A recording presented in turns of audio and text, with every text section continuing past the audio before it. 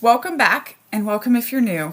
I am Daniela, scholar of cults, extreme groups, and extremely bad leadership, and author of a book called Uncultured about growing up in the Children of God religious sex cult, and then going into the cult of the U.S. Army.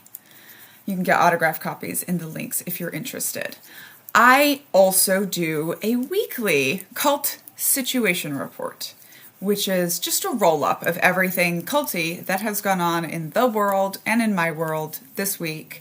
Please stay tuned. We are definitely going to get into the Cult of Maga toward the end, which is the discussion that is going hot and heavy on my TikTok right now at Knitting Cult Lady, and of course in our society. So in the Army, where I was an intelligence officer studying the bad guys, every week, every officer gives a Friday roll-up, like a situation report to their boss. And so that's what I'm doing here on my long-form videos. I'm also going to be doing some documentary rundown videos, so stay tuned for those as well. Why is this not released on Friday? Because I recorded it all with no sound. Yes, I did. Bad military officer. So here I am trying it again. So first, let me tell you about Cult Book Club. We have been doing a book club for 11 months now, so we're just at the end. We meet every month and we read cult memoirs. Why do we read cult memoirs? Well, because we have found that the easiest ways to recognize coercive control is to recognize it in parallel contexts. But also, all cults are ultimately the same. The pattern of coercive control is ultimately the same. But when we go through these extreme experiences, we can get stuck in our own heads, thinking that our experience was so unique and so bad and so difficult that nobody can really understand it. There's this really important moment in Uncultured where a friend says to me, Daniela, get the F over yourself. We're in the Army, so tough love. You're not as different as you think you are. And that is something that I like to turn around and give back to individuals. It's also the biggest red flag I have found for both leaders and organizations is a focus on your own uniqueness.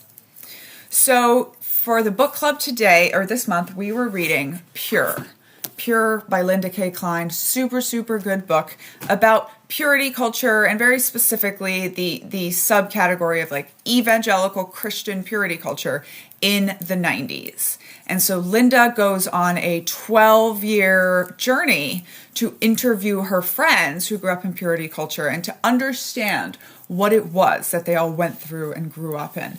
Linda came to our book club virtually. It was so exciting, especially since I asked her last minute, and we had such a good, wonderful conversation. By the way, if you are interested in Cult Book Club, you can find that information in my bio, in the link tree. And you can either buy a 1-year subscription. We're going to roll right back around and start that in October, or on my Patreon, which will be linked in the description, I have a book club level. So you can sign up, you can get all of my exclusive content on there, including my second video book, second memoir, Un-American. So there's a bunch of stuff about purity culture itself, right? Like when we're talking about sexual purity that a lot of cults use. And what's interesting is that I grew up in the Children of God, and the Children of God was sex, love, and Jesus, religious prostitution, pedophilia, and preparing for the apocalypse, the end of the world. So long history of my family of like bad stuff with children. My mom was ceremonially married to the prophet when she was 13. She was then impregnated by her dad's boss when she was 14 and he was 39. And yes, my father is older than my grandfather. That's called math. And then, I was, of course, abused from a very young age. And we were all abused by just having sexuality so much every day, a part of our lives from the days we were born. So how come then I felt so much in common with purity culture, so much in common with ex-Mormons? That is a question that I was asking for and reading for a long time. And so one of the things that I truly believe is that purity culture and pedophilia culture are the same thing. Why are you obsessed with the sexuality of children? Why are daughters pledging their virginity to their fathers? And why are women always the ones responsible for keeping the purity and not the men who are stronger. Talk a bit about that in my book, and there's this sort of notion that runs through my book that, in order to be a woman in the Army, especially an officer, you must be very, very pure. The U.S. Army is very big on purity requirements. And I was not that person, and I also didn't deserve to be treated the way that I was. But on top of sexual purity, cults require purity requirements all the time. Right? And purity requirements is not just sexual purity. It is anything with a black and white rule, any version of, I don't put X in my body, in my mind, in my soul, in my brain, on my hair, in my ears, et cetera, et cetera, et cetera, right? And why do purity requirements work so well? I'm going to read you a little bit that I have written about it for the book that I'm writing now, The Culting of America. Self-surveillance is a huge part of purity culture, and it's something that really affects the way people think and behave. In purity culture, the idea is that you need to constantly monitor your own thoughts, actions, and even your feelings to make sure they align with a very strict set of moral standards. This can create a mindset where you're always on guard, watching yourself closely to avoid slipping up or doing something that might be considered impure.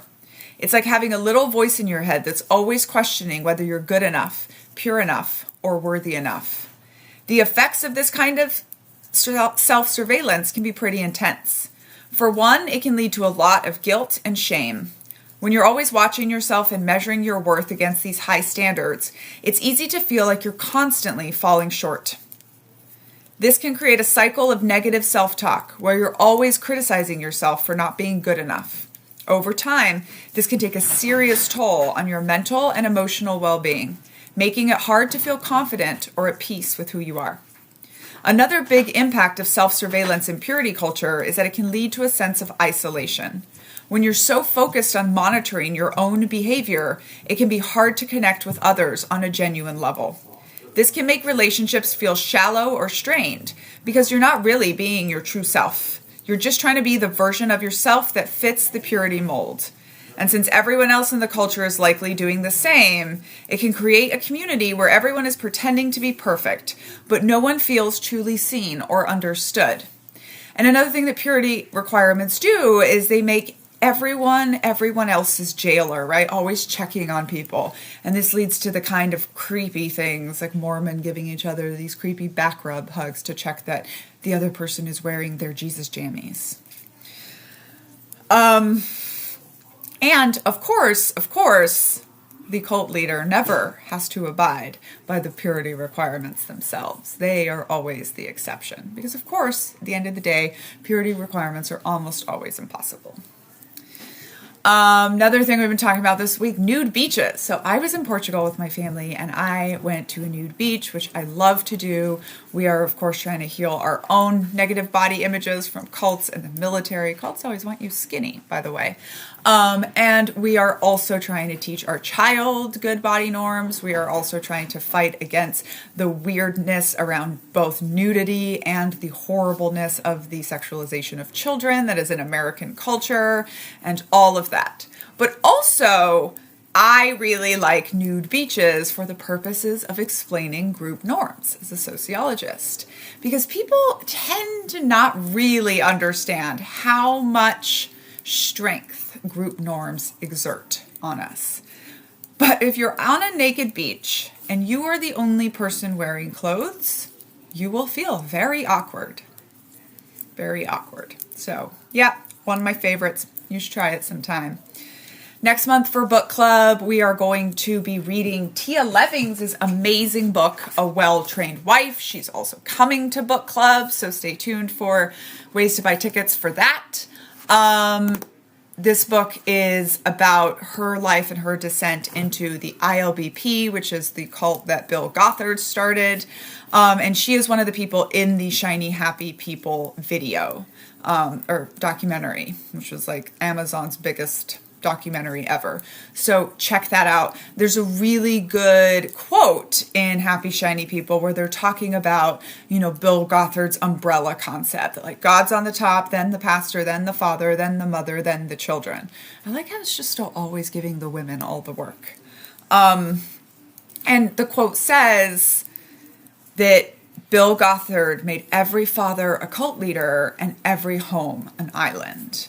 And what strikes me about Tia Leving's book, as someone who wrote what's considered a fairly extreme book about cults and all the abuse that's contained, is that there was so much stuff in there that even shocked me, even though nothing really shocks me with group behavior. But when we think of cults, we think of these kind of separatist, obviously evil things. But there's a family like this in every church in America, right? The mom, the dad, and then down the row of children.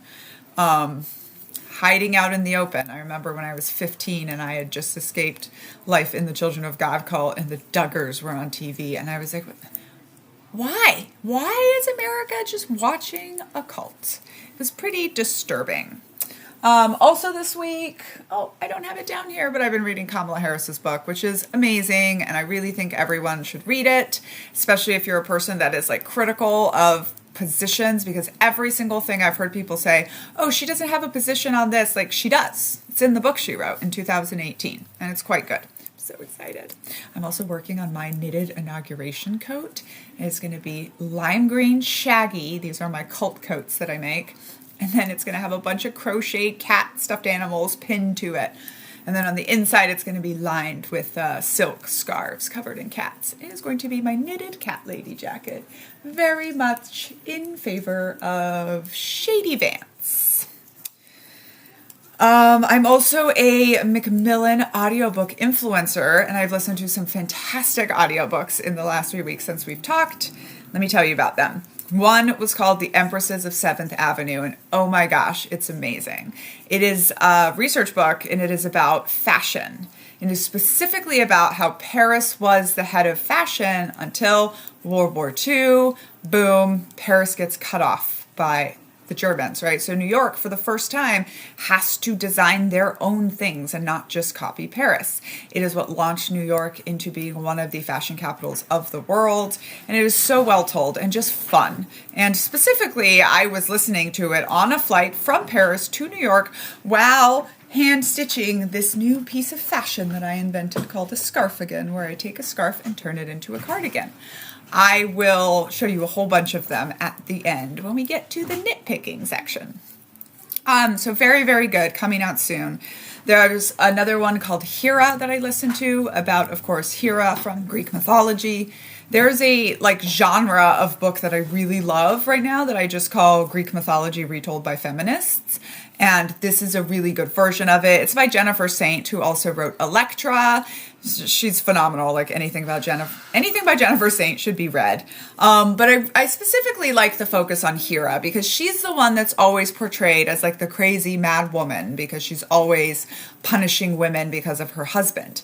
But this really goes into it and it shows kind of like, she's mad at her husband because he's a raping, murdering, cheating jerk. It's very reminiscent of the Mad Woman song by my Lord and Savior, Dr. Taylor Allison Swift. And then I listened to Loud by Drew Afwalo. She is the daughter of a former NFL football player, but more importantly, she is Baba Yaga on social media, where she has about 9 million followers. She's a young woman in her 20s, and she just shuts down misogyny in the most hilarious and awesome and not asking for any apology sorts of ways. The book is very, very good. Definitely check that out. And then finally, The Housekeeper's Secret, which is just Downton Abbey in a book. Like it's so that genre. My complaint with this is that it's very, very assumed to be white. And, those were the times. Like, there were people of color, always, especially in England. I've just been really impressed by authors writing about historical fiction or fantasy, but really including diversity, and this one didn't really have that. was watching the Simone Biles documentary this week, which is, of course, is still coming. But I watched the Simone Biles documentary, and just the way she talks about the twisties and how it's so scary, but the only way out is through. It was really, really reminding me of the process of deconstructing our cult experience. Right after that, I watched Athlete A, about the Larry Nassar and USA Gymnastics victimization of these girls. And GeoMai was the Caroli Ranch a cult, and it was just gymnastics all has so many red flags about cults, putting institutions and money and goals ahead of individuals, and of course allowing for so much abuse. I'm going to be doing a full rundown of that documentary as well. Stay tuned for that.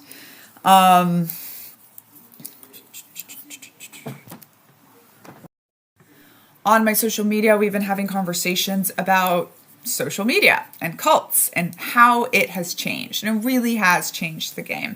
I'm going to read a little bit about what I've written about it. Social media has totally changed the game when it comes to cults. Back in the day, cults had to rely on face-to-face interactions and local communities to recruit people. But now they can reach anyone, anywhere, with just a few posts. Cult leaders use social media to spread their message far and wide, often targeting people who are looking for a sense of belonging or who feel vulnerable. The algorithms on these platforms can push their content to the top, making it easier for them to draw people in before they even realize what's happening. Social media also creates echo chambers where followers only see content that reinforces the cult's belief. When you're constantly surrounded by posts that validate your group's ideas, it becomes much harder to question or break away from that mindset. Plus, the sense of community that forms online can be super strong, making it tough for members to leave or even see things from a different perspective. It's like being in a bubble where only one narrative exists, and that can really deepen the cult's hold on its members. But it's not all bad. Social media also offers a way out. People who've escaped can share their stories and connect with others who've had similar experiences. These online communities provide support and information that can help others recognize cult-like behavior and get the help they need. However, it's a double-edged sword because the same platforms that spread awareness are also the ones being used to recruit and manipulate followers. It's a tricky situation where social media can both trap and free people depending on how it's used. So I say that in 1972, when my grandfather joined the Children of God religious cult, if you wanted to isolate an American citizen, you pretty much had to take them off to your compound in Texas or Brazil, where I grew up, in a compound of religious American people. And that's because everyone was watching the same television shows, right, reading the same articles and newspapers. And so even if you were on completely polar opposite sides of something, you were still sort of sharing a reality and seeing the other opinion and the other side. We don't really have that anymore. It's easy to isolate someone in their own home. And we can see a really good example of this in the Twin Flames documentary on Netflix, where this woman is like in a cult in her bedroom and her family knows it, but it's really nothing you could do because it is almost impossible to intentionally crack the brainwashing of an adult because we all buy into our own indoctrination. However, I should tell you about the movie that I've been consulting on, the cult movie called Holy Water, and it's being made in Australia by an independent director named Lucas Moctezuma, and he has just been interviewed on my podcast, Cults and the Culting of America, but that episode is not out yet, but it's coming. And his movie I describe as like 12 Angry Men meets Uncultured. And it's centered on a jury room where I describe it as, the author asks the question, what if you had to crack someone's brainwashing? Say, for example, because one of the jury members has a bomb strapped to their chest. And I think it's going to be a really interesting movie. It is so well done so far, so well researched. And he has a personal connection to cults as well. So I'm really proud and happy of this, and I hope to be able to tell you a lot more. Talking about compliments and jokes in cults and high control groups. These are really, really powerful, right? I mean, jokes are always powerful. Jokes hold a very powerful place in societies to both call out and or normalize bad behavior. I honestly love female comedians right now who are like all talk about their periods on stage and all make fun of balls and how they look, which is totally deserved based on what men have done to us on comedy stages for forever. But, so one, cults always are using comics, and I've been thinking about that for a long time. Like, why all the comics? My stepfather was a major comic artist for the Children of God, who sold hundreds of thousands of these around the world, as was Jeremy Spencer of Fleetwood Mac, who was quite a good musician and artist. And yes, he's Uncle Jerry in my book. It's horrible. But it really, I think it comes down to like the concept of a picture's worth 1,000 words. And if your ideology doesn't hold up to 1,000 words, then it's really useful to use pictures. And this a la is similar to jokes, right? But jokes and cults are often cutting and stinging and used to keep people in line. But so are compliments. We compliment you for the masking, for putting yourself last, for turning yourself into an automaton that only cares about the group and doing things exactly the group way. But those same compliments are also a warning to you and to other people that if you don't keep doing this, we are not going to love you the same way. You will now be the target of the nasty jokes. Just something I'm always thinking about. As well as mind reading. When we're talking about self-surveillance, I was just watching a magic movie that had a legilimens, person who can read minds. And when she's on the side of good, it's very interesting. She's not an important person at all. She's a very low-level job. But as soon as she goes over to the evil, she is very, very important and close to the big bad guy. And this is because there's no valid reason for constant surveillance of other people, even your children. There's a reason we all got mad when we found out or even think that the United States government was surveilling us. And by the way, Alexa's not listening to you. It's so difficult to get clearance to listen to American citizens. Data pinging is how they know, is how AI knows exactly what to promote to you. Listening would actually be far less effective. There's so much more information from data. But basically, we have all given up the right to privacy in return for our iPhones. I was watching Yes Man this week with my kid and husband. And of course, Yes Man is the one where Jim Carrey goes to this self-help seminar and he has to say yes to everything. It's a pretty cute movie, but of course there's like this cult experience when he gets to what is called LGATs, large group awareness trainings. And this one is very like overdone. You're supposed to kind of think that it's a cult. However, cult scholars are very concerned about large group awareness trainings. And these are like EST, Landmark, or anything that ends with Oni Robbins. I'm going to read you a little bit about why we're concerned. LGATs are these intense, often multi-day workshops where people are pushed to have big personal breakthroughs, usually through a mix of group exercises and emotional experiences. They're popular for things like self-improvement or corporate team building, but a lot of cult experts and psychologists have some serious concerns about how these trainings operate and the potential psychological impact they can have on participants. The main issue is that LGATs can use tactics that are a lot like what you'd see in a cult. They often involve high-pressure situations where people are encouraged to share personal details, face intense emotional challenges, and follow along with the group without question. This can create a strong sense of dependency on the group and the leaders, making it hard for participants to think critically or maintain their personal boundaries. When you're in an environment like that, it's easy to get swept up and start adopting new beliefs or behaviors without fully realizing what's happening. Experts are especially worried about how LGATs can sometimes cross the line from helpful self-improvement to manipulative practices. The way these trainings encourage people to just go with the flow and give in to the process can be pretty risky, especially when there's intense pressure to conform. Plus, since the self-help industry isn't really regulated, there aren't many safeguards to protect participants from potential harm. While not every LGAT is harmful, the possibility of using cult-like techniques has led experts to advise caution and to really think critically before getting involved in one of these programs.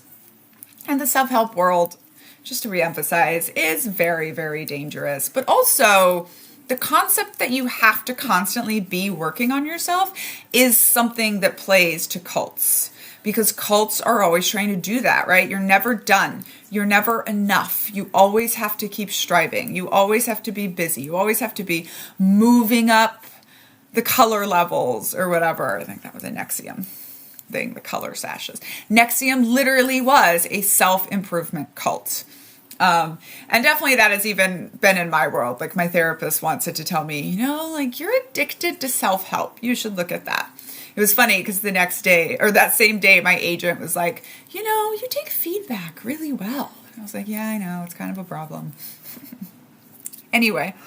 Okay, there's two other things that cults do that are definitely used in LGATs and then are also going to come up when we talk next about RFK Jr. trying to be a cult leader and also the Cult of Maga. So one is called trans talk. And trans talk is when cult leaders or, charismatic leaders of any kind will jump from topic to topic, using some pretty big words, saying things that sound very, very important, but often don't mean much or the meaning is rather unclear. You see this a lot in cult documentaries. Keith Raniere of Nexium is a good one. In The Vow, it shows it really, really well.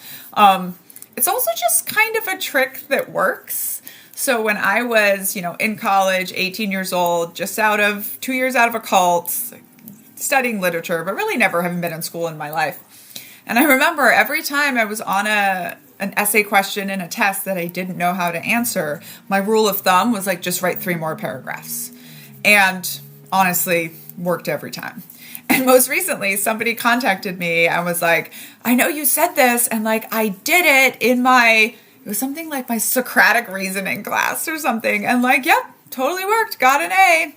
So, it turns out, if you can exhaust people with talking, they will often think you are smarter than they are, even when it's their area of expertise. It's kind of something I used to also teach people when I was an intelligence officer, and I had all these 18-year-old analysts that had to, brief colonels and generals. And I was, real strict about language, and I would tell them, if you can speak better than somebody else, they will 99% of the time convince themselves that you're smarter than them. And this is also a reason why people don't like experts, right? It makes them feel bad about themselves because it's incredibly cool to watch someone who just has a ton of expertise in a single area, really, really trot it out and talk about it.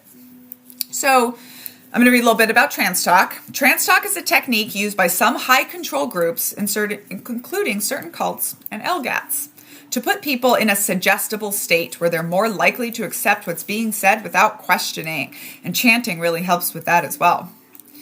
It usually involves speaking in a repetitive, rhythmic way, using vague or abstract language that sounds deep, but is actually pretty hard to pin down.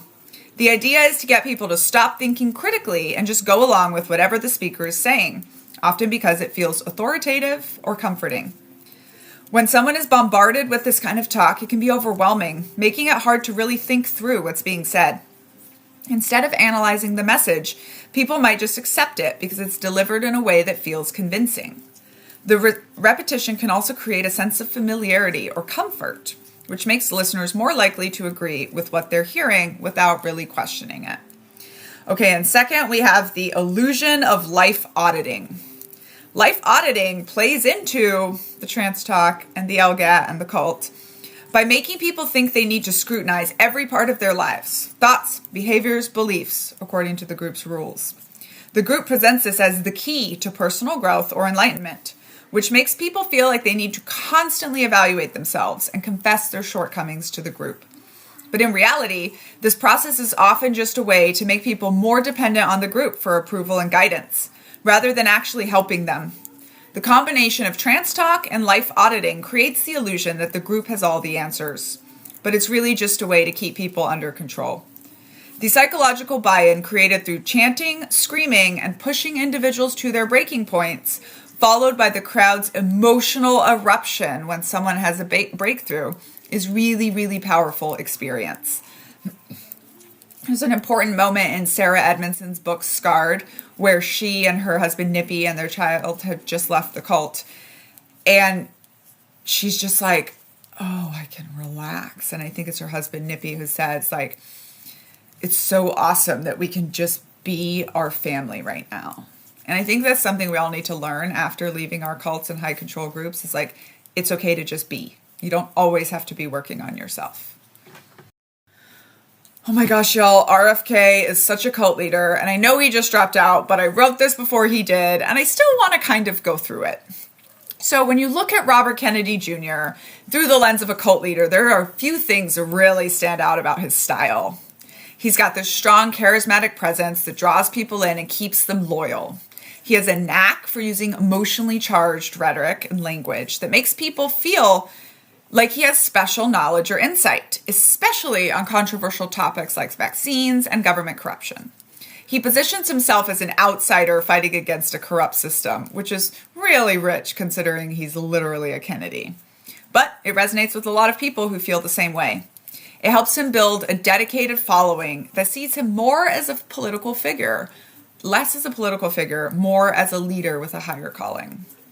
Another thing that makes RFK's leadership style feel a bit cult-like is how he uses language, and OMG, that voice. I was listening to it, and I asked my husband, I was like, why does he talk like that? And he was like, oh, that's just his voice. But then you see videos that are older when he's younger, and like, he doesn't talk like that. I think it's put on. And Trevor Noah tells us that presidents never have normal voices. Like, they never sound like other people. They always develop some kind of distinctive sound with their voice. I think it is quite frankly, a cult leader tactic.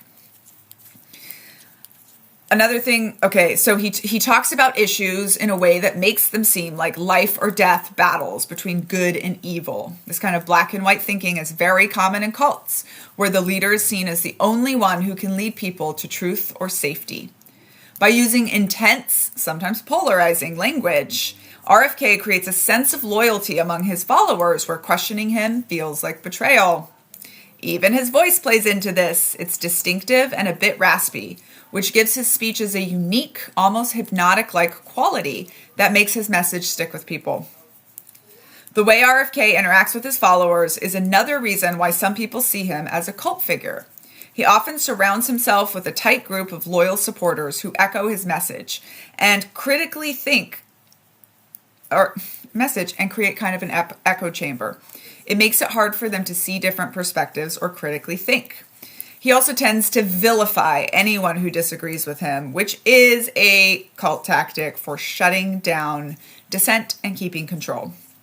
All of this, his charisma, the way he speaks, the tight-knit community around him, contributes to this perception that he leads in the way that's reminiscent of a cult leader. I myself am very glad that he has dropped out.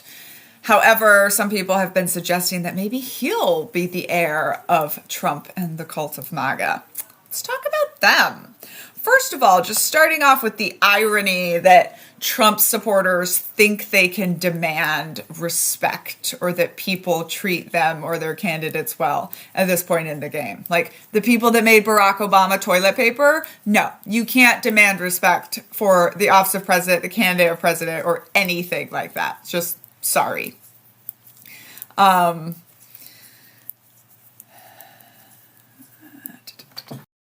Okay, so this week we had some huge developments in the Cult of Maga, especially Taylor Swift taking on a fight with Taylor Swift. Why would he do that? For those who don't know, there was an AI image of Taylor Swift dressed up like Uncle Sam, and it said, Taylor Swift wants you to vote for Donald Trump. And it was just so ludicrous. Like nobody was even fooled by it except probably some of his followers.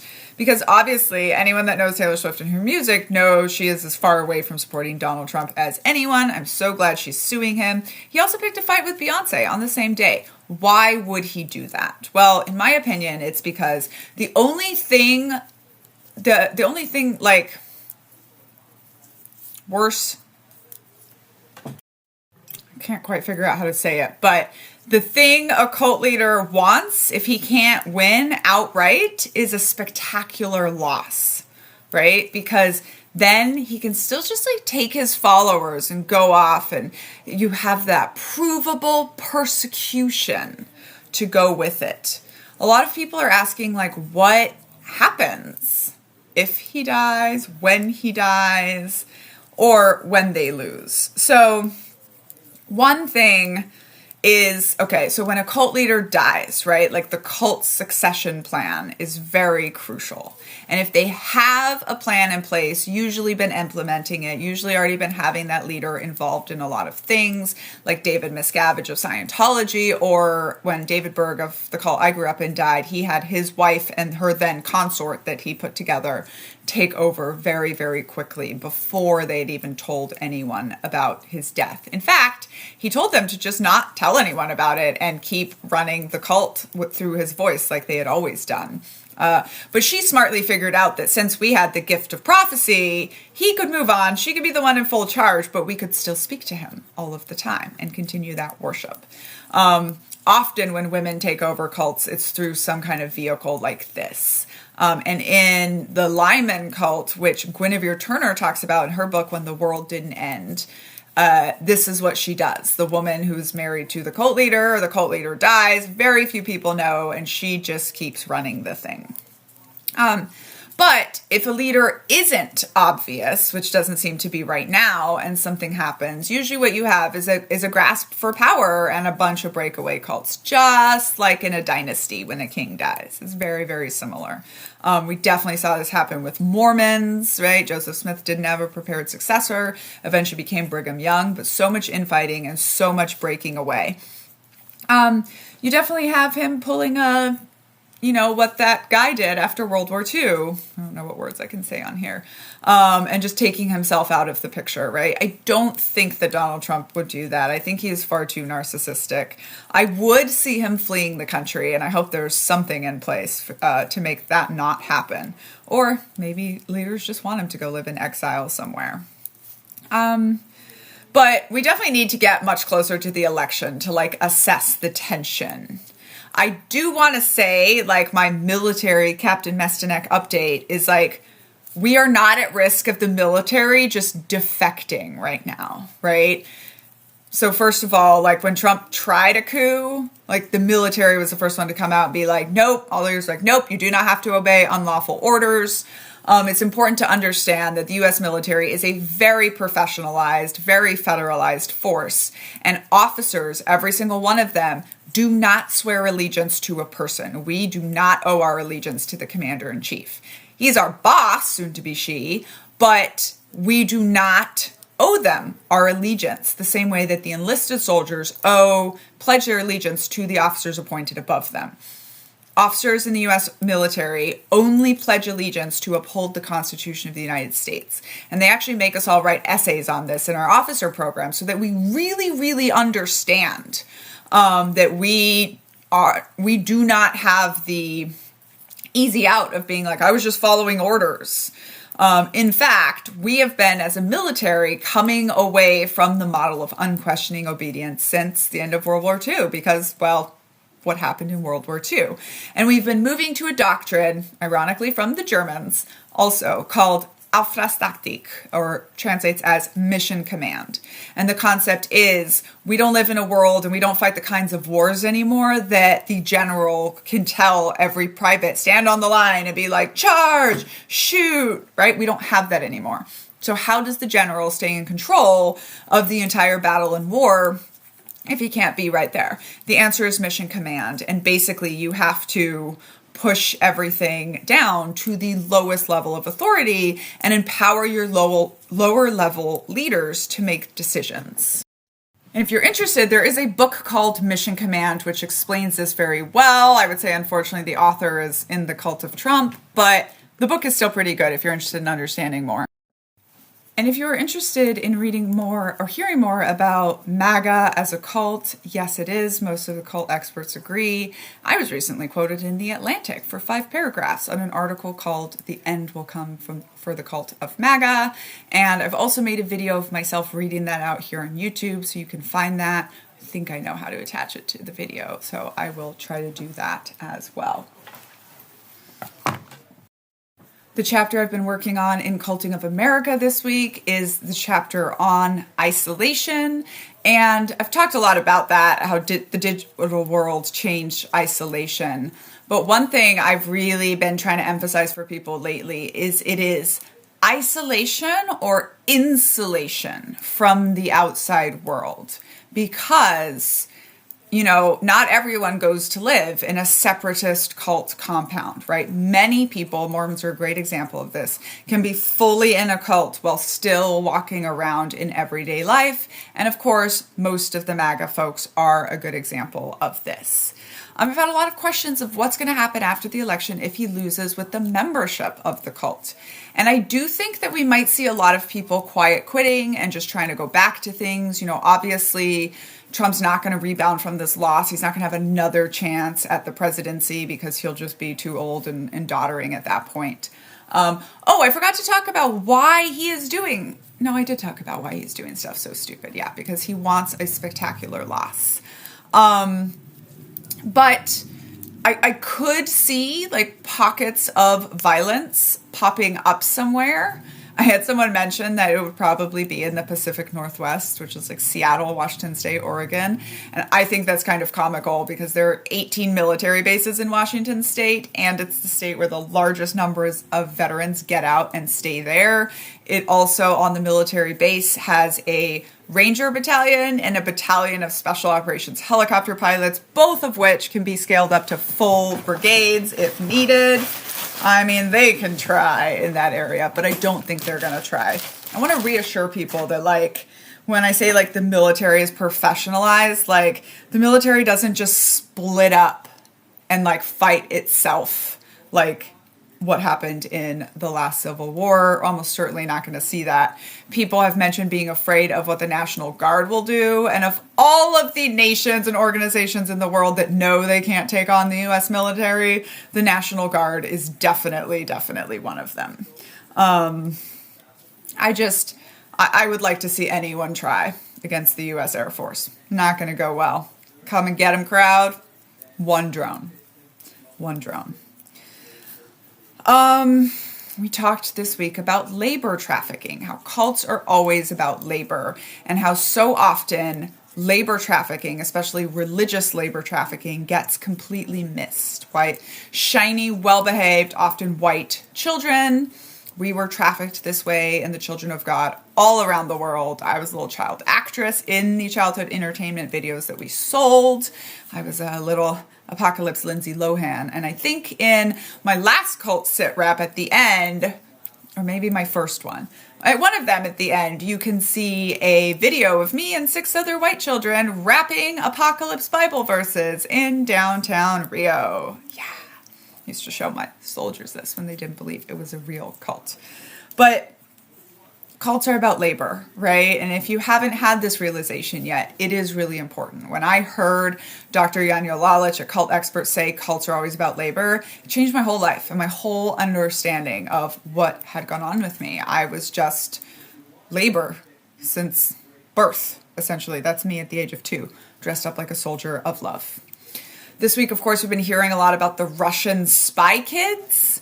And, this is the real life Americans, the program that the Russians started to go so deep undercover that they are bringing up American citizens or citizens of other countries that can get in with the governments.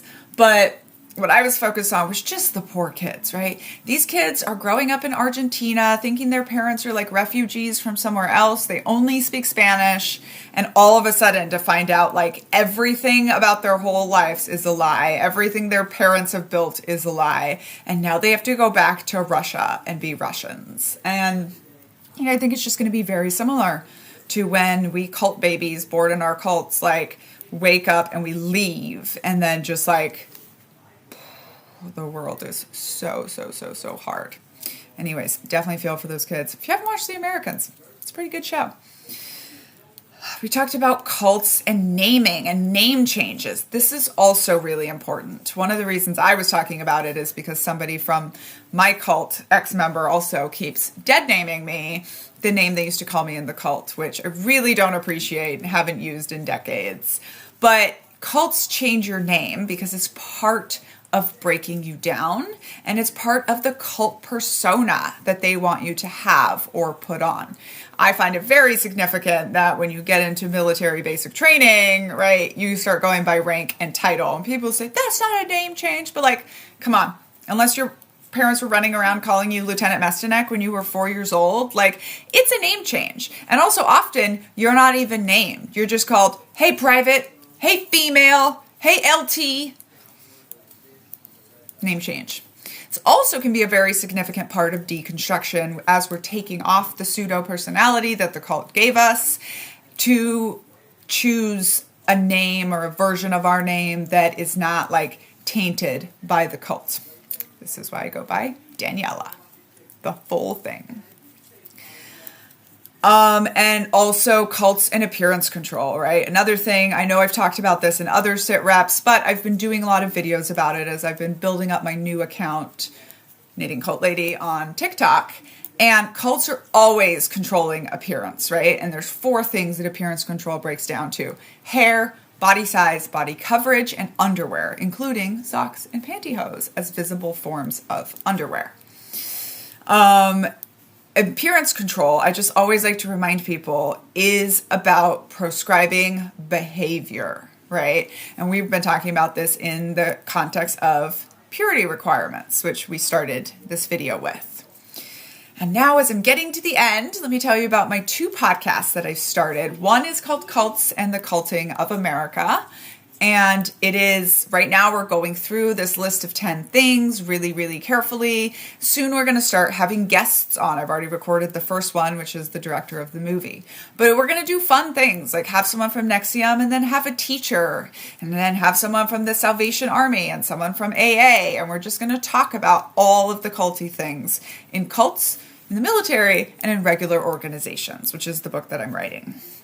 We also have another really cool podcast called Hey White Women, where me and a Black creator called White Woman Whisperer are just sitting there and having it's not black and white, it's gray discussion about white supremacy and all of the things we have been taught. And this goes along with my deconstruction model that leaving a cult and recovering from a cult has 3 phases, right? First, you have to have the crack in the brainwashing, physically and mentally left. I have had this from the cult of white supremacy. That doesn't mean you don't still have the decade of deconstruction, of actually one at a time having to go through each thought you've been programmed with.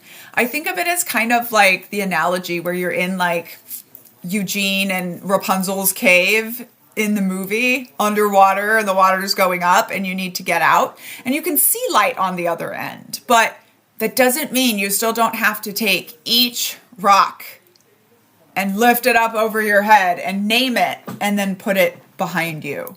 And once you've been doing this for about a decade, don't worry, you're not going to drown, because each rock you take away helps the water go down. You're going to be able to walk out freely. And that pile of rocks is still going to be there behind you, but it's not going to be weighing you down and stopping you anymore. I think deconstruction is so important. The third part, of course, is then moving on with new models that you have selected on purpose for your life. Because what a cult does is it gives you a framework of rules of how to live your life. And you can build anything without a framework. It's just harder and it takes more time and intentionality. So White Women Whisperer and I are deconstructing white supremacy as the cult it is out loud. The show's very popular, especially here on YouTube. You can find it in my Files podcast, because both of us are knitting and crocheting away. It's like we're building a little virtual knitting circle to have hard conversations about white supremacy and how much we all want to get rid of it. And now, for some nitpicking, I'm going to show you the things that I have finished this week because people always ask. So first is this beautiful scarfigan that I've made. And as I told you, the scarfigan is a thing I invented where I take a scarf and I turn it into a cardigan. So I brought this silk scarf, or this thin scarf, with me, just tied to my purse when I went to Portugal because I wanted to find a cool yarn, and it matches and it's so great. And it's got peacock's eyes on it, which are the animal of Hera, and I love it so much. Here I've got 2 bracelets, or what I call exit cuffs. These ones are just line bracelets, but I also make them thick cuffs with curly cues. I mean, I make them all kinds of ways. These ones I closed with snaps. It's for husband and wife. And exit cuffs, of course, is what we pay to leave the cult. These cuffs are a reminder of how far you have come.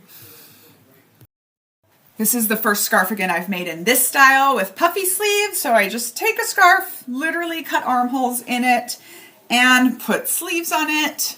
And it's this slouchy, very cool. This yarn that I found is white, green, yellow, and blue, which are Brazil colors, which is where I grew up. So, you know, I always love that. This one I haven't decided if it's finished yet, but I just took a scarf, folded it on itself, cut and hemmed the armholes. I wore this all around Portugal, but I do think I'm going to put puffy fluorescent pink sleeve and puffy turquoise sleeve to finish this one up, but maybe I'll wait till after the summer. Here is my Alice in Wonderland scarf again. You may or may not know that cult survivors tend to really relate to Alice in Wonderland and the concept of both leaving the cult and joining the cult as falling down the rabbit hole. I am no exception. I also suffer from a kind of migraine called Alice in Wonderland migraines. Anyways, here is my super cool Alice in Wonderland scarf again. I know, I did a lot of things, but it's been 3 weeks since we've talked. This one is not going to have sleeves. This one goes so well with my blue and white Portuguese tile pattern dress that I bought, because the other color they often use is this ochre kind of yellow. I love doing things with scarves where I just keep all the tassels or whatever is left over. And speaking of tassels, this one is one of my favorites. I got this in a thrift store in Portugal, and I did not use a single other material except what came on the scarf. So I just tied it together at the top, cut the armholes, snipped off onesies and twosies, and hemmed it. And because of yellow shoulder tassels, I feel like it gives military, but then it's also flowers. So it's basically me in a scarf again. Military and a bunch of flowers. And now, this is basically the whole video, but somebody yesterday asked me for a list of cult books, which is dangerous. So here you go. Please enjoy this list of cult books. Really hope to see you back next week. Expect these every Friday, but maybe sometimes it'll be on a Saturday. And if you haven't yet, subscribe, like the page. So happy to have you here. Captain Mestenek, cult rep. Cult sit rep. Finished. So someone asked me what cult books to recommend for them to understand cults. I'm going to give you like half of what I got here. Okay, so start with Uncultured or Educated, but this was a good memoir to like break your aversion to deconstructing and like get you into it full time. Okay, now I have some very just like foundational books, which is Sapiens by Noah Yuval Harari, Leaders by General Stanley McChrystal, Influence by Dr. Robert Cialdini, When Prophecy Fails by Leon Festinger, who coined the term cognitive dissonance, old book. On Tyranny by Timothy Snyder. Oh, I have another Snyder one here somewhere. The Road to Unfreedom. That's in my books I'm still planning to read. We'll see if we get to that. Then I got your like real cult books, cultish, although brainwashing is real. Love, Terror, and Brainwashing by Dr. Alexandra Stein. Cults by this dude, Max Cutler. Then all three of Dr. Janja Lalich's. I would start with Cults in Our Midst. Actually, no, sorry. Opposite way. Take Back Your Life first. Cults in Our Midst, Understand It. Bounded Choice if you really want to go deep into what having free choice means. Just Sociopath Next Door goes with that. And then Military as a Cult. I'm going to show you Bring Home the War. I'm going to show you Looking for the Good War and The Mormonizing of America. And of course, for Military as Cult, you also have Uncultured. You can get autographed copies of it right here for the next 30 seconds. And End of White Christian America. I just really like that one. Some things that you might not think of as cults. Sororities, Women of Discriminating Taste. Haven't read it yet. Corporate Cults, really good one. Third Culture Kids, growing up outside of your country of origin and that experience. Spare, because yeah, that's a cult. And Prison, somebody's memoir as well. I've got On the Cult of just the Manosphere, Brotopia, and Mediocre. Just very, very good ones about what is kind of going on right now. Journey from Nowhere about Jonestown. I haven't read that one yet. And I already showed you The End of White Christian America. A couple more deconstruction ones that I think are really good is Pure by Linda K. Klein, who's coming to talk to my book club tonight. Covering by Kenji Yoshino. This book changed my life forever.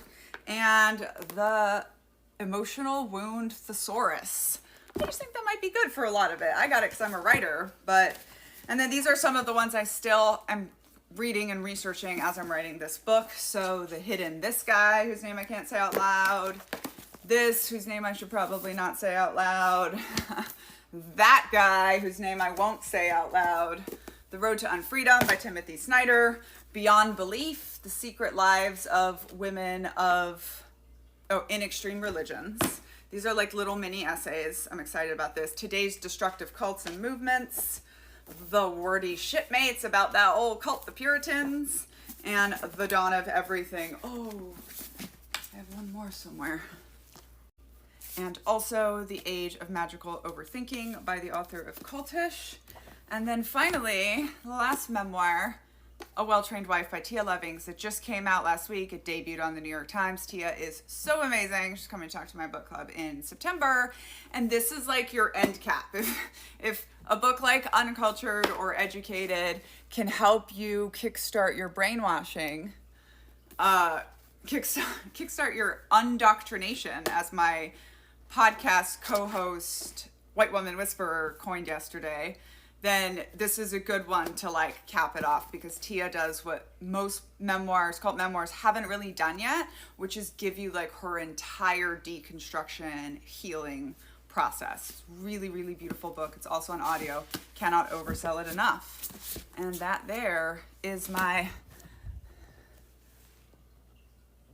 cult book recommendation for you. Have fun.